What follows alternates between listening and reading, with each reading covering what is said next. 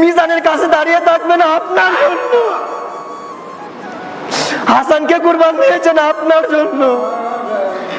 আপনার এত দলিল লাগে নবীকে ভালোবাসতে, এত দলিল লাগে নবীকে ভালোবাসতে, আপনার এত দলিল লাগে। দলিল দরকার। মা ফাতেমা হুসাইনকে কুরবান দিয়েছেন।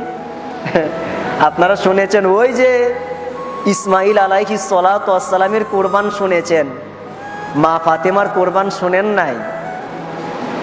কানজুল উম্মালের ভিতরে বর্ণনা করা হচ্ছে, মদিনা শরীফ থেকে সামান্য দূরে একটা পাহাড়ের নাম গারে সিজদা, সেজদার পাহাড়। রাসূলুল্লাহ ওই পাহাড়ে একটানা 3টা দিন উম্মতের ব্যথায়, উম্মতের বেদনায়, উম্মতের চিন্তায়, নাজাতের চিন্তায় একটানা 3 দিন সেজদায় পড়েছিলেন। কার জন্য? আপনার জন্য, আমার জন্য। সেই রাসূলকে ভালোবাসতে গিয়ে আজকে আপনার এত দলিল লাগে, এত দলিল লাগে আপনার। অথচ ওই রাসূলুল্লাহ 3টা দিন সেজদায় পড়ে আছেন শুধু আপনার জন্য। রাসূলে পাকের কোনো গুনাহ নাই। যে বলবে গুনাহ আছে, ইমানের দাবি সে কাফের।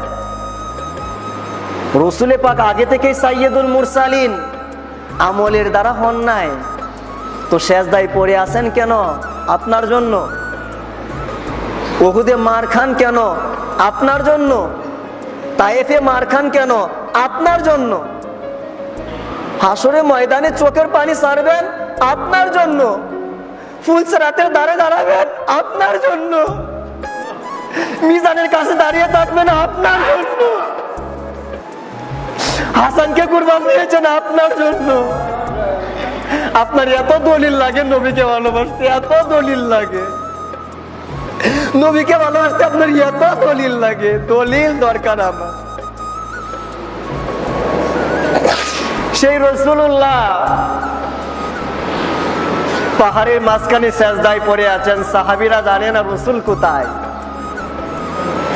ওই সাহাবীরা বলতো, নবী গো, নামাজ পড়া 1 নাম্বার ইবাদত, কিন্তু আমাদের কাছে না। রোজা রাখা 1 নাম্বার ইবাদত, কিন্তু আমাদের কাছে না। হজ করা ইবাদত 1 নাম্বার, কিন্তু আমাদের কাছে না। তো তোমাদের কাছে 1 নাম্বার ইবাদত কোনটা? কয় আন-নাজরু ইলা ওয়াজহিকা। আপনি আমাদের সামনে দাঁড়িয়ে থাকবেন, আমরা গোলামের মতো আপনার চেহারার দিকে তাকিয়ে থাকবো, এটাই হচ্ছে আমাদের জন্য 1 নাম্বার ইবাদত। সেই সাহাবীরা 3 দিন ধরে নবীজিকে দেখতে পান না। সবাই পাগলের মতো হয়ে যাচ্ছেন, নবী কোথায়? আইনা রাসূলুল্লাহ, আমাদের নবী কোথায়? সবাই 3 দিন খোঁজাখুঁজি করলেন, পাইলেন না। অবশেষে ওই যে গাড়ি সিজদাতে গেলেন, গিয়ে দেখেন একটা রাখাল মেষ চড়াচ্ছে। বললেন, ভাই আমাদের নবীজিকে দেখছ? বলে, আমি তো ইহুদি, তোমাদের নবীকে চিনি না। তবে গত 3টা দিন ধরে এই 2 পাহাড়ের মাঝখানে একজন মানুষ সিজদায় পড়ে আছেন। ওনার কান্নাকাটির কারণে আমার মেষগুলা ঘাস খাইতেছে না, এত পরিমাণ কান্না। যাও গিয়ে দেখো উনি কে। সাহাবীরা গিয়ে দেখলেন যে উনি আর কেউ নয়, উনি হচ্ছেন মুহাম্মাদুর, বলেন না মুহাম্মাদুর রাসূলুল্লাহ সাল্লাল্লাহু আলাইহি ওয়া আলিহি ওয়াসাল্লাম। গিয়ে দেখলেন রাসূলুল্লাহ। সবাই কাকুতি মিনতি, নবী গো সেজদা থেকে মাথা তুলেন, তুলেন, আমরা আর পারতেছি না, বাড়িতে চলেন, একটু আমাদের দিদার দেন। কিন্তু নবীজি সেজদা থেকে মাথা তুলতেছেন না, কারণ সেজদায় পড়ে আছেন উম্মতের জন্য। যতক্ষণ না পর্যন্ত উম্মতের ডিক্লারেশন না আসবে, ফয়সালা না হবে, ততক্ষণ পর্যন্ত নবী আমার সেজদা থেকে মাথা তুলবেন না। সাহাবীরা বললেন, ইয়া রাসূলুল্লাহ, আমরা আপনার উম্মতের জন্য কুরবান হয়ে গেলাম, মাথা তোলেন। নবী আমার সেজদা থেকে মাথা তুললেন না।